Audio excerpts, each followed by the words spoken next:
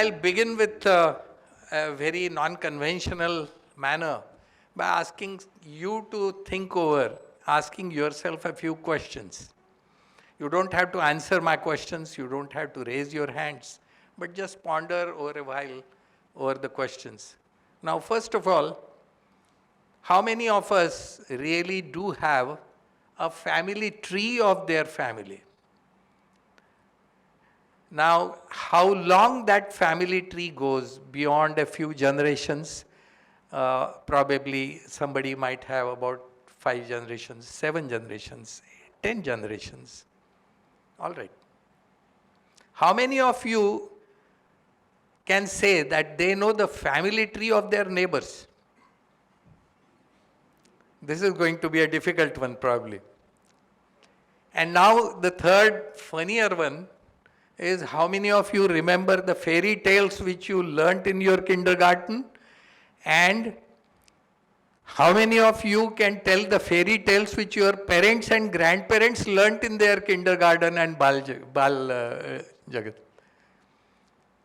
Hardly anybody.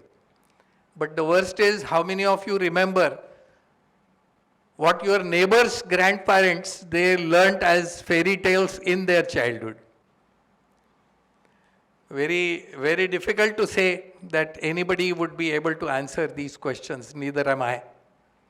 But then the reason I am saying this is that there is a personality which existed or not existed, we don't know, as people say, about 15,000 years ago, which comes to something like 14 to 15,000, which comes to about 550 to 600 generations ago, at a place about 1,500 kilometers from here, and yet we know his family tree, that he came as the 32nd descendant in the Ikshwaku family, and that he ruled from the place of Ayodhya, and we know the slightest and minutest details of his life sketch, the events of his life sketch to perfection, near perfection.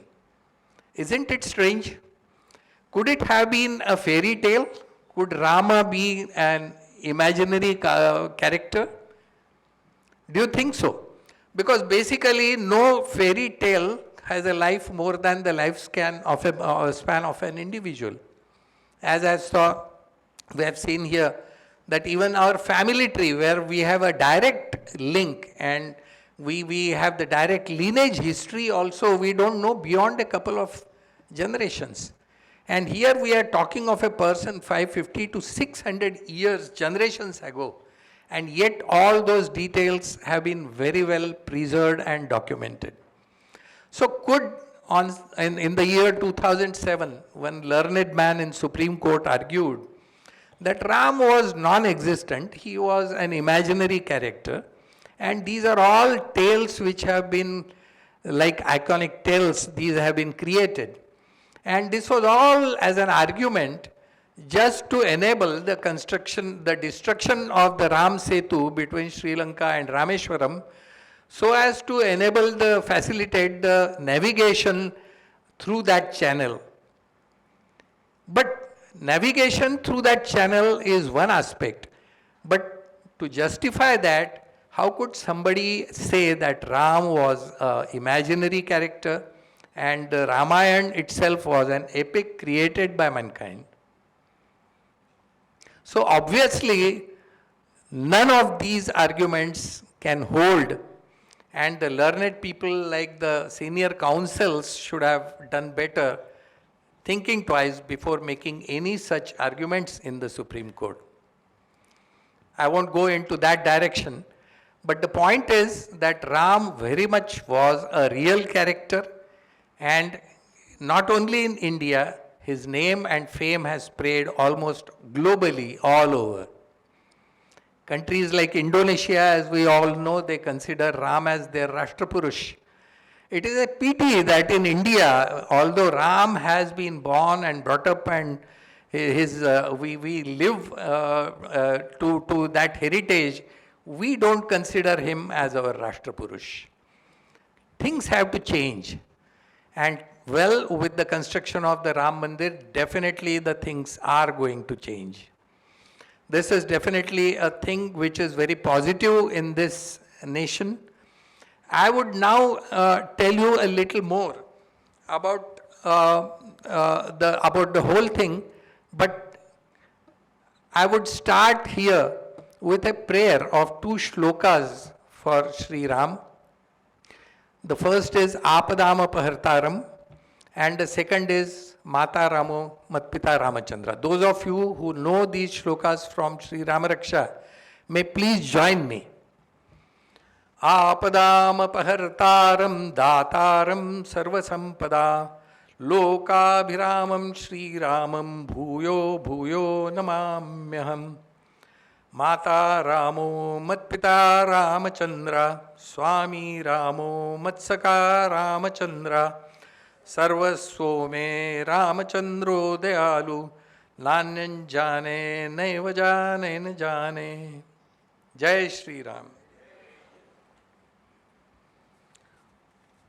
Say around 1,000 years of invasion by the invaders in India have completely destructed, mostly in the northern part of India and some parts of southern India as well, the original heritage structures of the Hindus. Now, I have no reservations calling it as Hindu structures. The reason is very simple, because this is Hindustan, this is India, which is the original place of Hindus. Hindus naturally have been very tolerant, they have been very broad-minded, and as a result of which, acceptance of Hinduism is automatically not a denial of any other practice or any other religion. Let it be very, very clear that Hindus are the most secular at the root of their thinking as per the ideology of Hinduism itself. So there is no need to panic that if this land is called as Hinduism, it will essentially be an exit of the others. No, that's not the point. But then what has happened is, when the invaders have invaded India, they have tried to establish their own supremacy through the destruction of these places of worship. And the prominent among them were those deities which were worshipped the most. So Ayodhya, Mathura, Maya, Kashi, Kanchi and Avantika, these were the places where the Hindus had the maximum, Shraddha. So the first one is Ayodhya. So the mandir which was existing at Ayodhya was destructed with vengeance by Babur. And this was done purely to hurt the sentiment of the natives and thereby built a small structure on top of it as per the invaders' culture, and thereby just keep rubbing the wounds of insult and injury to the Hindus. I'm being very direct here, but this was the only aim of the invaders.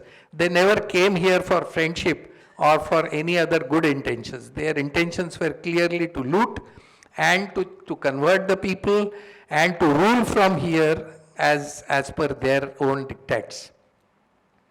So when such a thing happened here, there were naturally bound to be many instances of resistance to this, because although the Hindus were very submissive and very docile, it doesn't mean that they didn't have the bravery. So they have resisted from time to time, and they have opposed, and there were on multiple occasions there have been massacres of Hindus who tried to regain the places like Ayodhya. Now in the Supreme Court, when the case was going on, the Supreme Court was not very sure about the place where Sri Ram was born.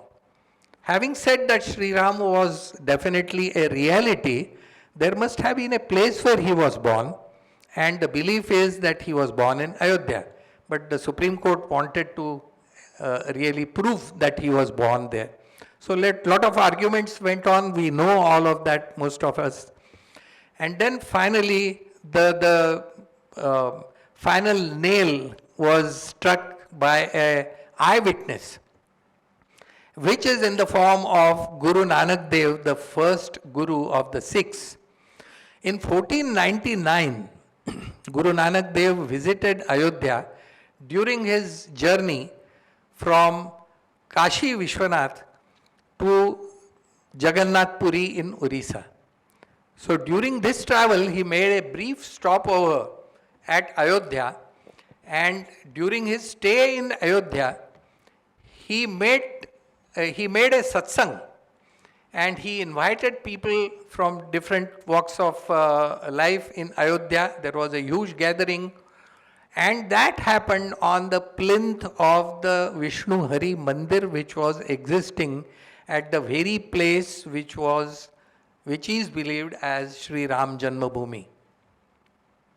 This document has been noted in the annals of Brahmakunda Gurudwara, which is existing in Ayodhya, barely 400 meters to the west of Sri Ram Janmbhoomi Mandir. So this was an eyewitness that he has very clearly conducted one satsang on the plinth of the mandir. Then the ninth Guru, Guru Tegh Bahadur, subsequently he came again during the same route for pilgrimage. But it's very clearly mentioned that a mosque now stands at the same place where Vishnu Hari Mandir was earlier standing. So this was a clear documentation, and we had a knowledge of this.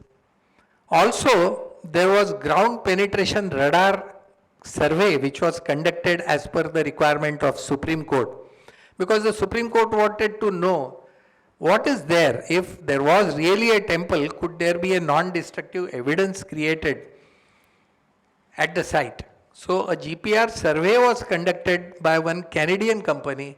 Indians were shunned out from them for the fear of being partial to either of the party. And a Canadian company came, they conducted the survey, and they gave a clear, their report, which is very much in the documented evidence of this case. And it very clearly says that at 5 different levels, solid stones, which look like the pieces of a structure, exist below at various levels underground. Eventually, as we all know, that on 9th of November 2019, the Supreme Court verdict came in, and the land was handed over to Ram Lala Virajman, and thereby it was agreed by all that the piece of land is the Janmasthan of Sri Ram Lala. Supreme Court said that within 3 months a trust should be formed, which was done on the 5th of February 2020. A trust by the name Sri Ram Janmbhoomi Nyas was formed, and the trust was given the responsibility to be in charge of the land. The land, which was till then under litigation, was in the possession of the collector of Faizabad. So he handed over the land to trust. Subsequently, on 25th of March 2020, the Chief Minister of Uttar Pradesh, he carried the adults which were lying in a tent at the very site where Babri Masjid was once demolished. He carried it on his head, and then a small Asthai Mandir, that is a temporary Mandir, was built in which those murtis were installed. Then on 5th of August 2020, our Prime Minister, he visited there, he paid his obeisance, prarthana, etc. So that's how the clicking moment for the whole was started. Now the trust was formed, which is a member of 18 persons, of which 14 members are Mathadipatis, Swamis and holy people, whereas the other 4 are IAS and IPS officers. Obviously, the trust understood the need to have people with better capacity to govern and take administrative control and to arrive at decisions which are going to be helpful in the long run for construction of the mandir. And a construction committee was formed by these people, the trustees, which is called as the construction committee of the mandir. So Shri Ram Janmbhoomi Tirthakshetra Trust, or the NYAS, has a construction committee whose chairman is Shri Nrupendraji Mishra.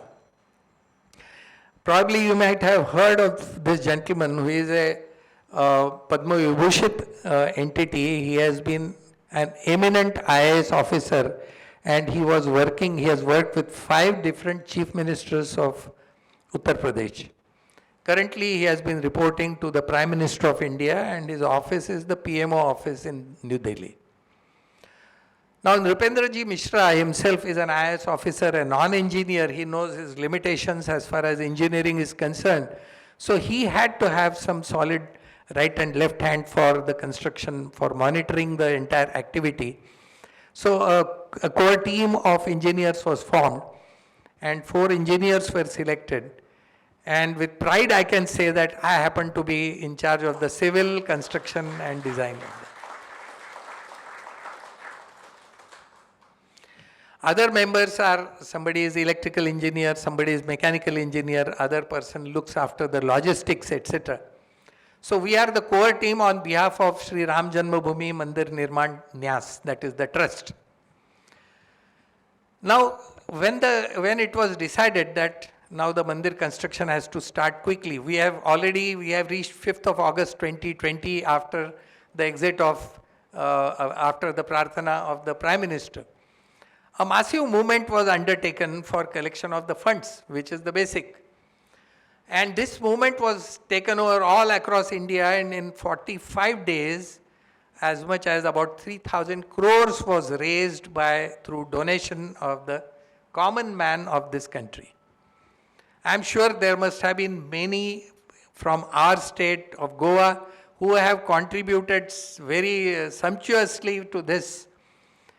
But there are also people who have barely contributed 10 rupees and 20 rupees as well. So in that sense, cutting across the lines, cutting across the castes, of which I shall later on make a mention during Sri Ram's character, cutting across various economic sections of the society, there have been donations.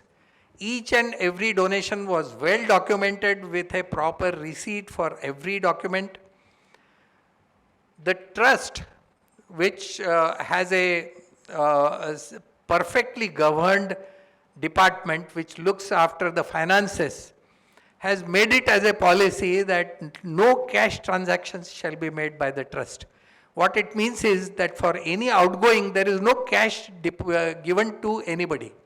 All the outgoings essentially are in the form of bank-to-bank transactions. There is no checkbook facility. No trustee can sign any check because there are chances of forgery and there are chances of fictitious transfers of money. So that doesn't happen. All the transactions happen directly account to account. This is very important because, people often think that in any charitable cause there is bound to be some corruption. But this is Ram Lala's work, and we can't have anybody cheating in the name of Sri Ram. Rest assured of that. Funds were raised and we had to move forward. I'll give a brief about the past history about this. And that is that during the days of Ashokji Singhal, there was a commitment given to him by the director of L&T, the construction company, that we will do the construction of this mandir at cost, no profit, no loss. However, eventually the director changed, and then it was decided by the trust that no, let them do the job with a proper profit margin. TCE was selected as our project management consultant, and thus we have TCE as project managers and we have L&T as our contractors.